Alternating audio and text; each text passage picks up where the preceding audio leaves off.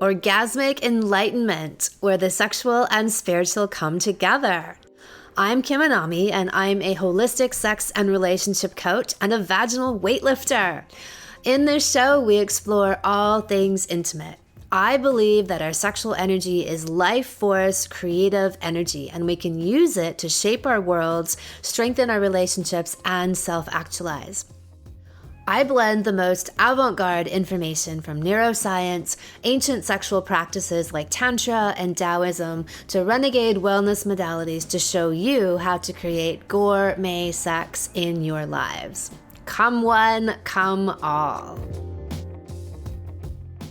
There are a plethora of fictional and manufactured conditions out there in the allopathic world, and more specifically in the OBGYN world. Low libido, difficult periods, menopause, painful birth, to name a few. Some of them are so well crafted that people actually end up believing they have them. It's the nocebo effect. Placebo, but in reverse. You end up making yourself sick based on all of the negative programming and expectations that you take in. The term asexuality is very hot, or shall we say frigid, these days, in the wake of all of the other attempts to neuter and sterilize humans and cut their genitals off, rendering them incapable of reproduction. Asexuality fits right in. This is an attempt to normalize the idea of having no libido or sex drive. Or, oh hey, it's okay, you're just asexual. No, it's not okay not to have a libido. And no, you aren't asexual. No one is, because it's a made-up idea and label. There is not a single being on this plane of existence that is legitimately asexual as a condition. Can you have a low libido? Sure, absolutely you can. Is it a permanent state? Is it a way of life? Is it who you are? No. 1000% no. Asexuality is an invented fictional term that fits right into the narrative that is trying to remove people from their source of power, i.e. their sexuality. And as I said, to literally remove the genitals from people while they're at it. And yeah, guess what happens? If you remove people's genitals, they aren't going to want to have sex. They will have a lot of fucked up, misplaced energy with which to go to protests and run around the internet making cowardly, anonymous, vitriolic comments. But no, these people will not be interested in having sex. For those who might be feeling disconnected sexually and have yet to remove their body parts and are tempted to buy into this idea that some people just have this mysterious asexual condition, let's have a look. There are a number of reasons why somebody could be suffering from a low libido and led to believe that they might just be one of those people who isn't very sexual. I will remind you that in Anami land, we have the Anami guarantee. The Anami guarantee is that everyone can. Everyone can have a high libido. Every woman can be multi-orgasmic. Every man can have sex for 8 hours straight. If they aren't having these experiences, it is never, ever because they inherently can't. It's because something is blocking them from getting there. In the current everyone gets a participation trophy climate we live in, quack doctors and coaches often say things like, hey, not everyone can. Not all women can have orgasms, and that's okay. Not all men can have hard dicks, and that's okay. If you haven't had sex with your partner in 3 years, that's okay. No, none the fuck of that is okay. All of these things are symptoms of deeper, unresolved issues that are blocking the free flow of this natural, innate energy that we all have access to. For some, it's buried further under the surface and can take more intensive excavating of the debris that's laid over top of it, obscuring what's beneath. And some people just need to hear the truth that they can, and then they are off to the races. Let's go through some of the things that block people from realizing their true sexual potential and themselves. Number 1, chemical poisoning. Back in the 80s, the cosmetic company Maybelline had a signature slogan. Maybe she's born with it. Maybe it's Maybelline. The modern equivalent to that would be, is they them born with it? Or maybe it's atrazine. So atrazine is the second most used pesticide in the United States. Atrazine is also a major hormone disruptor and responsible for the gay and transgender frog syndrome.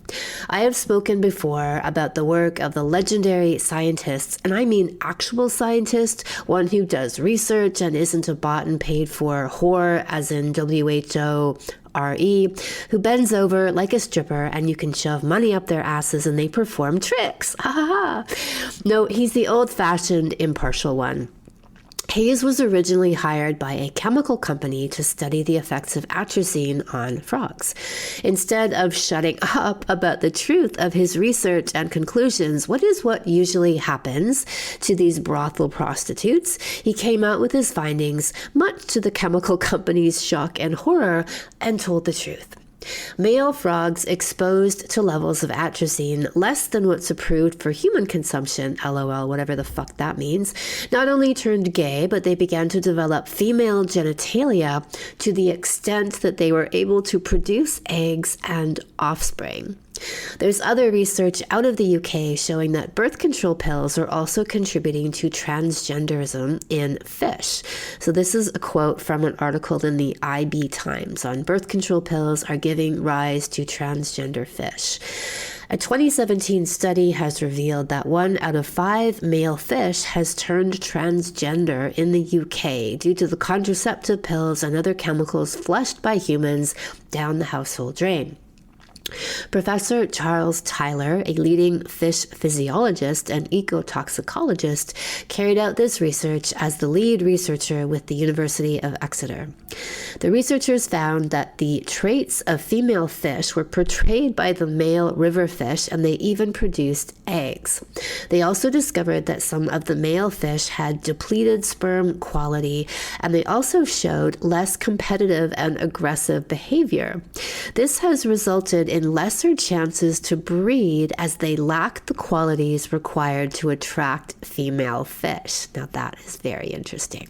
When people try to warp human behavior and make all kinds of arguments and justifications for their case, it's fun to turn to nature and see what's happening over there. Even fish don't like beta males. The study revealed that the chemicals leading to this impact include, and I'm quoting from the article again, contraceptive pills, cleaning agents, cosmetics, and plastics. The researchers carried out these tests at 50 sites and found that 20% of freshwater male fish showed feminine traits.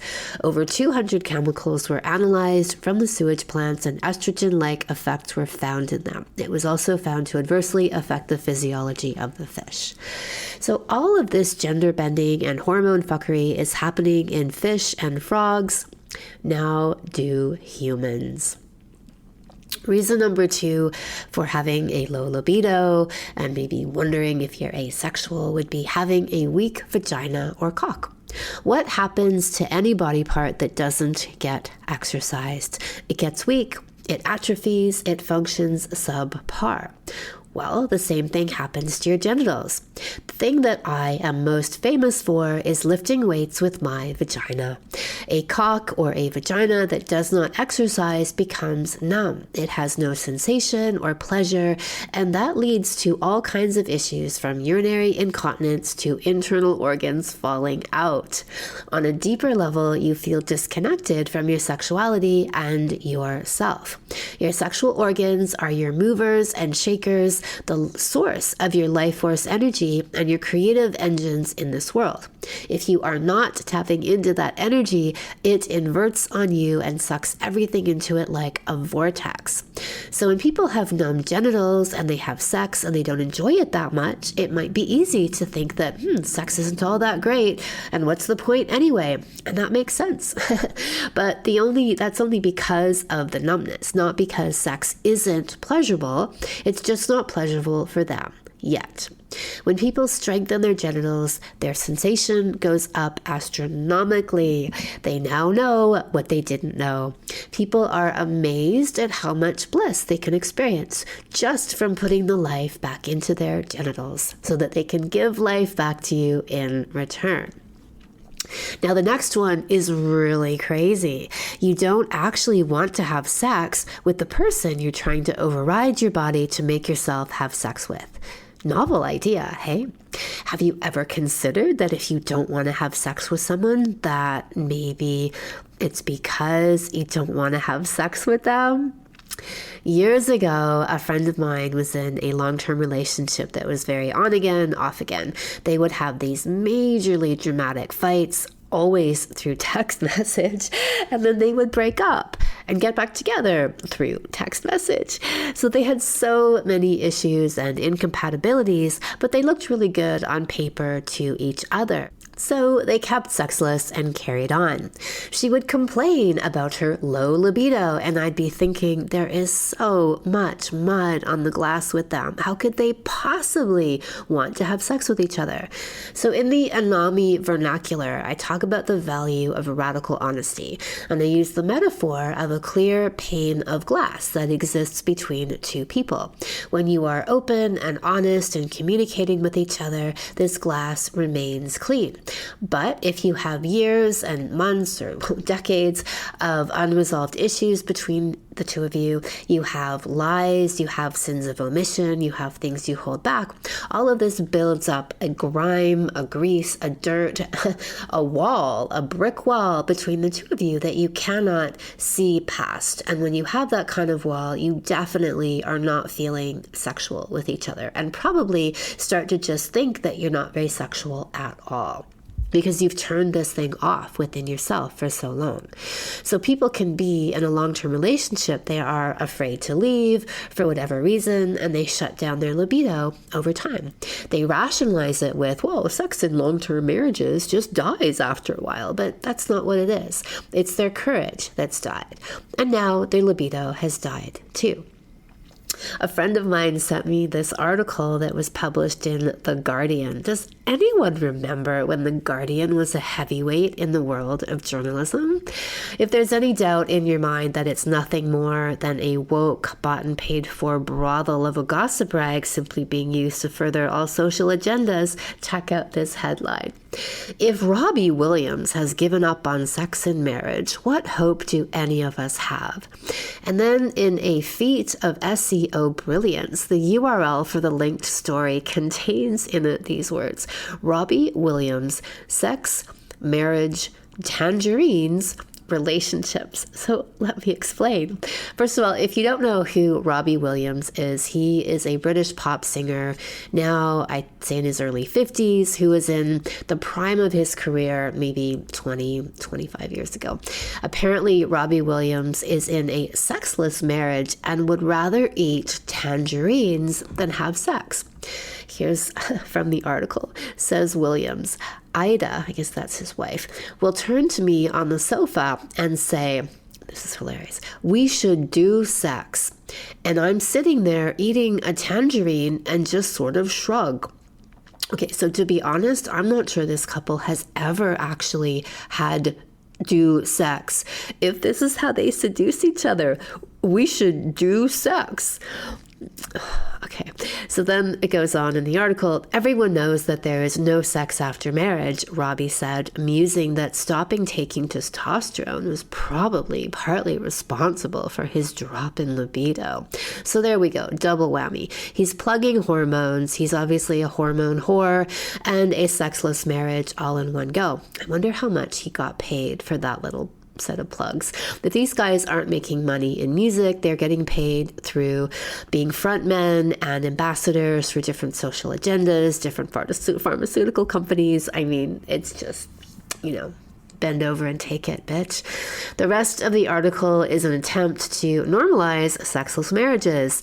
Here, the author says, it's time to reconsider what's normal in long-term relationships, blah, blah, blah. So Anami land couples who have been together for decades are able to revitalize their marriages and live in the land of can't keep our hands off of each other. Other couples accept the urban myth and Guardian headlines of no long-term passion, and that's that. These bullshit labels, which are lies, just help to reinforce their stories and excuses. Another fantastic excuse is we have kids, so we never have sex anymore. You know, who would when you have children? I busted the shit out of that one in the Fuchmore Parenting Method episode a few weeks back. So beyond all of this, though, is one of the deepest legitimate impacts on your libido, and that is going to be sexual trauma. Here we're talking about unprocessed, unhealed sexual assault and violation. This includes genital mutilation, aka circumcision, which I also consider to be rape and sexual abuse.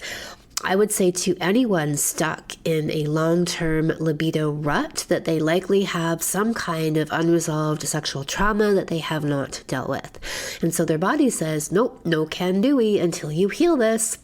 People then interpret this to mean that they are somehow permanently broken, or they have insert whatever label or condition that's out there that's out of their control.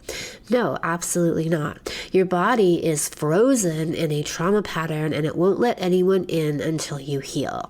Your body is actually doing you a favor. It's protecting you from re-traumatizing yourself until you can deal with the issues at hand. And genitals. So many of the sexual malfunctions that we see, from low libido to premature ejaculation to erectile dysfunction to unwanted growths, are simply expressions of stuck sexual energy. Trauma probably has the greatest impact on freezing our nervous system and locking us into paralysis and looping patterns that we repeat over and over and over again and just cannot seem to shake. That's because they are hardwired into the nervous system and they need to be rewired out.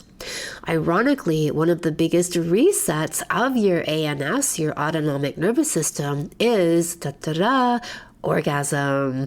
It is the magic bullet for all that ails you. The thing that may have been your greatest injury is in fact your biggest healer. For most people, healing from sexual trauma means easing into sexual play, listening to their bodies, and taking a conscious approach, all of which I teach. I have a few fantastic episodes on these topics. I highly recommend that you check them out. Healing sexual trauma with the jade yoni egg, sexual trauma healing for women, and sexual healing for men. Remember, the Anami guarantee is that everyone can. Everyone can have a high libido and experience the full range of orgasmatopia that's available to all. Everyone can, I guarantee it. We are living in a social climate where all the big trends and agendas are leading towards one thing: the curtailing of human reproduction. From the sterilization and gender-bending chemicals in our food, water, and everyday products, to the social movements that promote voluntary or involuntary castration of the reproductive anatomy, one might wonder what the fuck is going on. And for some susceptible people needing an identity and some kind of mass cultural circle jerk of social validation, it's easy for them to fall prey to the next big hashtag and Twitter bio. So let them eat clit. Let them buy into whatever corporate and pharmaceutical trend of the moment they want to. But nevertheless, do not forget, asexuality is bullshit. Sexual ailments are manufactured, and the ones that aren't are symptomatic of stuck energy and unresolved issues. There is a whole world out there of daily bliss, orgasms, deep love, and intimate connection where every part of you feels adored, cherished, and in ecstasy. You get to pick and create what kind of world you would like to live in, and I will help you do it. My legendary Well Fucked Woman Salon opens for registration at the end of June.